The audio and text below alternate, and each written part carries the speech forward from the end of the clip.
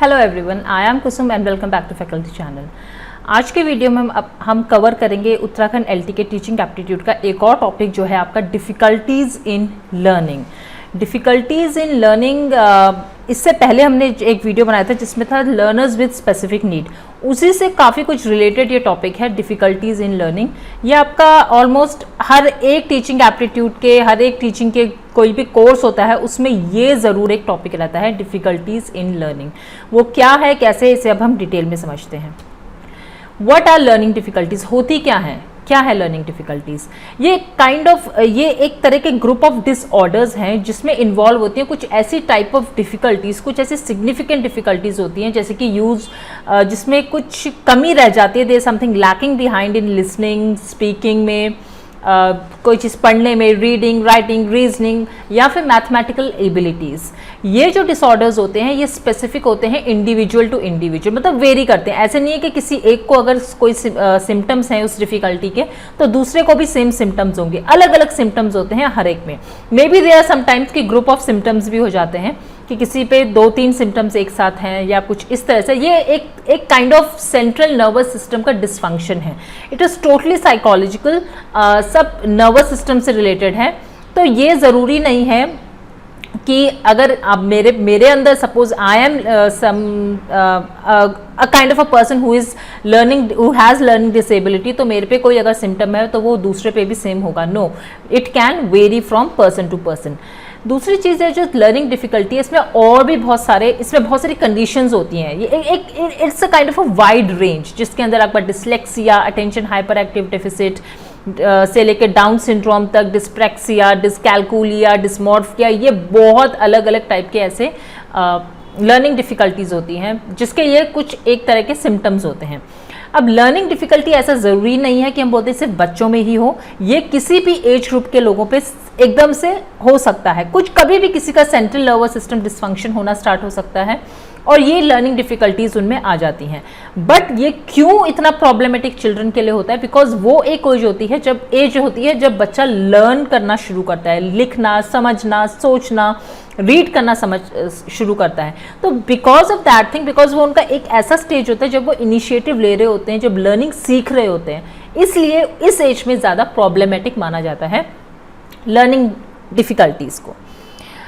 अब कुछ common features हैं लर्निंग डिफ़िकल्टीज़ के। लर्निंग डिफ़िकल्टीज़ को 2 ग्रुप्स में कैटेगराइज किया है। एक है आपका वर्बल लर्निंग डिफ़िकल्टी, दूसरा है नॉन वर्बल। वर्बल में हो जाता है जिसमें डिफ़िकल्टी होती है in both spoken and written words, बोलने में भी और लिखने में भी डिफ़िकल्टी हो गई। Verbal, you all know, verbal जैसे कम्युनिकेशन, उसी के अंडर ये आपका स्पोकन और रिटन वर्ड्स आ जाएंगे।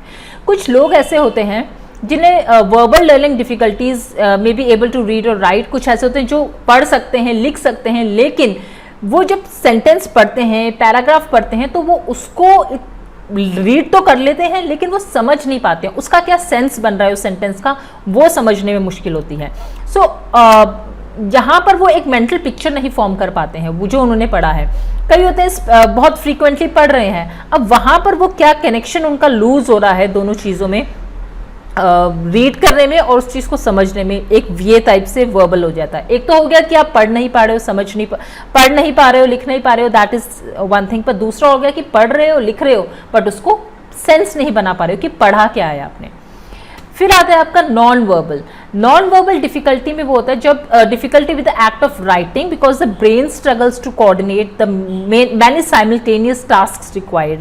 अब यहाँ पर वो होता है कि जब लिख तो रहे हो लेकिन आपका ब्रेन अलग अलग फंक्शंस को नहीं कर पा रहा है। बहुत सारे टास्क, जब हम लिख रहे होते हैं तो सिर्फ हम लिख नहीं रहे हैं, हम सोच रहे हैं, फिर उसको लिख रहे हैं, शेप्स बना रहे हैं लेटर्स की, करेक्ट ग्रामर यूज़ कर रहे हैं। तो वहाँ पर क्या होता है, बच्चा लिख रहा है लेकिन लिखते हुए वो करेक्ट शेप का फॉर्मेशन नहीं कर पा रहा है, ग्रामर करेक्ट यूज़ नहीं कर रहा है। Suppose I am saying I am a girl, अब वहाँ पर ये तो मैंने ग्रामेटिकली आपको बिल्कुल करेक्ट सेंटेंस बताया, बट अगर वो नहीं लिख पा रहा है, वो ग्रामेटिकली कुछ लैक बिहाइंड कर रहा है, तो वहाँ पर may be she can write that girl I am मतलब इस तरह से कुछ सेंसलेस ग्रामर यूज करना।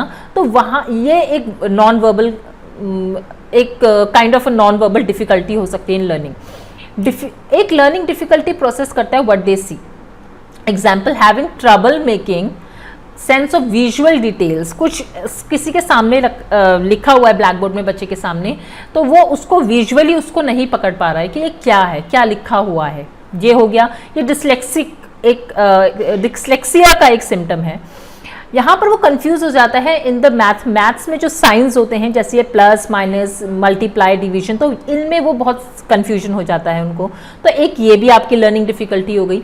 एक लर्निंग डिफिकल्टी होती है कि understanding abstract concept such as fractions. कुछ फ्रैक्शंस दे दिए हैं, एब्स्ट्रैक्ट हैं, कुछ बोल दिया आपने उनको कि okay tell us if adding 2 into like मतलब कुछ भी एग्जाम्पल दे दो, जैसे 2 + 2 + 2 -3 -4 +5 +6, अब इसको करो। अब ये बच्चा जो एब्स्ट्रैक्ट दे रहे हो आप उसे कॉन्क्रीट में लिख के नहीं दे रहे हो। When you are giving them and they have to apply the abstract concepts, तो वहाँ वो नहीं कर पाते हैं अप्लाई। यहाँ पर डिफिकल्टी आ जाती है, एक लर्निंग डिफिकल्टी एक ये भी होती है।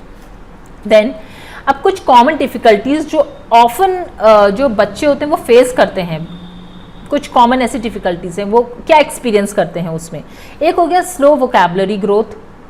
एक वोकैबुलरी ऑल अंडरस्टैंड कि वर्ड्स उनको नहीं पता है, कुछ वोकैबुलरी थोड़ी वीक होती है, क्या कहाँ पर कौन सा वर्ड प्रॉपर यूज करना है, राइट वर्ड कौन सा लेना है, तो वो फाइंड आउट करने में डिफिकल्टी। ये बहुतों के साथ होती है। समटाइम्स आई फील कि मेरे साथ भी कभी कभी हो जाती कि कौन सा वर्ड यूज करना है, एकदम से प्रॉपर वर्ड मुंह पे नहीं आ रहा है।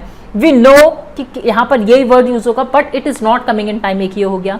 फिर difficulty in rhyming words, rhyme करने में वर्ड्स को, राइट जैसे कि स्काई वाई, राइमिंग वर्ड्स से अंडरस्टैंडिंग ये राइम कर रहे हैं, इस तरह से इनमें प्रॉब्लम होती है। ट्रबल लर्निंग नंबर्स, नंबर्स को लर्न करना है, अल्फाबेट्स को, days of the week, colours, shapes, ये एक काइंड ऑफ डिफिकल्टीज है, वो लर्न नहीं कर पाते हैं। Extremely restless and easily distracted, बहुत रेस्टलेस होते हैं, मतलब एक जगह बैठ नहीं सकते हैं, और कोई और कोई एक्टिविटी कर रहा है तो ईजिली दे गेट डिस्ट्रैक्टेड, बहुत जल्दी उनका ध्यान भटक जाता है। ट्रबल इंटरेक्टिंग विद पीयर्स, एकदम बच्चों जो होते हैं वो अपने साथ के स्टूडेंट्स के साथ इंटरेक्ट नहीं कर पाते हैं, या फिर it is not only in the children but even in the adults also we can see this that उनको इंटरेक्शन करने में थोड़ी प्रॉब्लम होती है अपने साथ के लोगों से और any one in general. Difficulty following directions और रूटीन्स, अगर आप उनको डायरेक्शंस बताओगे तो वो डायरेक्शंस को, जैसे किसी ने रास्ता पूछा कि ये कहाँ पर है, कोई एड्रेस पूछ ले, and you are just telling them formally verbally भी, मतलब orally you are telling them that ये यहाँ पर जाना है, लेफ्ट लेना है, राइट लेना है, उसके बाद स्ट्रेट जाना है, suppose you are telling someone like this, तो ये इस टाइप की जो चीज़ें होती है वो उसको फॉलो नहीं कर पाते हैं। Fine motor skills are slow to develop, motor skills इतने स्लो फास्ट नहीं होते हैं जैसे और उनके साथ के जो इंडिविजुअल्स हैं उनके हों। Transposes number sequences and confuses mathematics science, जो मैंने आपको बताया। मैथमेटिक्स साइंस जो होते हैं जैसे plus minus multiply division equal to, इनमें थोड़ा कंफ्यूजन हो जाता है इनको। Slow to remember facts, facts remember करने में स्लो होते हैं, मतलब डेट्स लर्न नहीं होती है जल्दी से, और भी बहुत सारे फैक्ट्स होते हैं, जैसे कॉन्सेप्ट क्लियर होता है लेकिन फैक्ट्स लर्न करने में थोड़ी प्रॉब्लम आ जाती है। Slow to learn new skills, relying heavily on memory, नई चीज़ों को सीखने में थोड़े स्लो होते हैं, और जो उनकी जो मेमोरी होती है उस पर ज़्यादा रिलाई करते हैं कि ये मैंने पहले सीख चुका हूँ या चुकी हूँ, और अब इससे रिलेटेड क्या होगा इसका, उससे रिलेट करना ज़्यादा ईजी लगता है उनको, न्यू चीज़ें सीखने में थोड़े स्लो होते हैं। इम्पल्सिव होते हैं और डिफ़िकल्टी होती है उन्हें कोई चीज़ प्लान करने में। Poor pencil grip and subsequent hand writing, pencil grip बहुत अच्छा नहीं होता है और हैंड राइटिंग भी थोड़ी शेकी टाइप की होती है, बहुत अच्छी हैंड राइटिंग नहीं होती है। Trouble learning to tell the time देखने में उनको प्रॉब्लम होती है, वो घड़ियों की सुइयाँ किस तरह से कोऑर्डिनेट कर रही हैं उसको नहीं बता पाते हैं। Poor coordination and tends to appear unaware of physical surroundings, कोई गाड़ी आ रही है वो उसका अनअवेयर रहते हैं कि अच्छा ये गाड़ी आ रही है, इतनी देर तक अगर मैंने क्रॉस कर लिया, तो वो चीज़ें वो जज नहीं कर पाते हैं, एक तरह से उनका आइडिया नहीं लिख पाता है। डिस्प्लेक्सिया का एक काइंड ऑफ ये सिम्टम है कि पुअर कोऑर्डिनेशन, लाइक अपने शूज़ के लेस नहीं बांध पाना, कोई बॉल उनकी तरफ आ रही है तेजी से तो वो जज नहीं कर पाते, आइडिया नहीं लगा पाते कि कितनी देर में वो कैच कर सकते हैं उसको, और वो मोस्टली ये होता है कि they end up losing that catch, right. Unable to complete tasks within given time frame, time का जो एक डेडलाइंस होती हैं जैसे टाइम फ्रेम में कितनी टाइम पे आपको करना है ये कोई वर्क, तो वो नहीं कर पाते हैं। रिवर्सेस लेटर्स और कंफ्यूजेस वर्ड्स। लेटर्स ज़्यादातर रिवर्स कर देते हैं, जैसे बी को डी लिख दिया, ऐसे मोस्टली देखा गया है बच्चों में। एस उल्टा लिख देते हैं, ये बहुत से बच्चों में होता है। इट्स नॉट कि ये अगर किसी को है तो वो लर्निंग डिफिकल्टी का कोई शिकार हो रखा है। No, it is not like that कि ये सारे ये सिम्टम्स हैं, किसी में कोई सिम्टम होता है, किसी में कोई। और ऐसे नहीं है कि किसी एक में कोई सिम्टम है तो वो ही इज़ लर्निंग डिसेबल। नो, बहुत सारे ऐसे सिम्टम्स अगर 4-5 इंक्लूड कर लो आप एक साथ, तो वहाँ पर कहीं प्रॉब्लम हो सकती है कि ये प्रॉब्लमेटिक है सिचुएशन। अदरवाइज कुछ ना कुछ तो हम देखते हैं हर एक में कोई ना कोई ऐसी लर्निंग डिफिकल्टी हो ही जाती है, राइट। अब देख लेते हैं management strategies that support the child with learning difficulties. हमें क्या करना है कि हम उन बच्चों को सपोर्ट कर सकें, कैसे करेंगे जो लर्निंग डिफिकल्टी से जूझ रहे हैं बच्चे।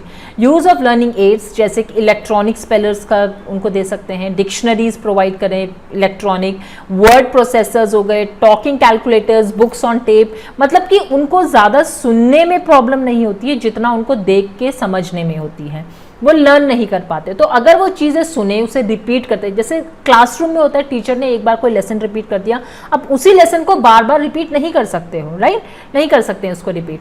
But what if we provide them something in electronic way, तो वो उस चीज़ को बार बार देख सकते हैं। सब जैसे कि अभी हम ये लेक्चर रिकॉर्ड कर रही हूँ, तो इसमें क्या है कि मैंने एक बार समझा दिया, तो इफ़ किसी को नहीं समझ में आया एक बार में, तो वो उसको बार बार देख सकता है। जितने बार में उसको देखना है, जितनी बार में उसको समझ आ रहा है, वो उसको समझ सकता है। तो इस तरह से हम कोई चीज़ उन्हें प्रोवाइड करें जो उनके लिए ईजी हो जाए, सो दैट दे प्रैक्टिस से वो थोड़ा लर्न कर सके चीज़ों को।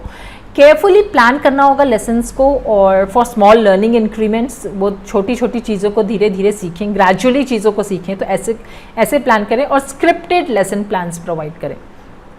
तो ये कुछ ऐसे स्ट्रैटेजीज थी जो डील करेंगी with learning difficulties in children. So if you have liked the video, so please do like, comment and subscribe the channel, and press that notification bell also. So let's meet you then at evening. I'll be bringing some teaching aptitude questions for Uttarakhand LT. Please do come and attend the class. Thank you everyone. Take care everyone. Bye bye.